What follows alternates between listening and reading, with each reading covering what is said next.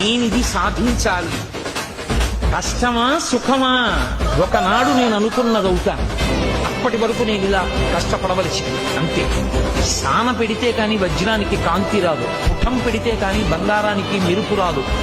కర్ర లోపల అగ్ని ఉంటుంది, కర్రని కర్రతో రాపాడిస్తే కాని నిప్పు పైకి పుట్టదు. నీరు భూమిలో ఉంటుంది, భూమిని తవ్వితే తప్ప జలపడదు.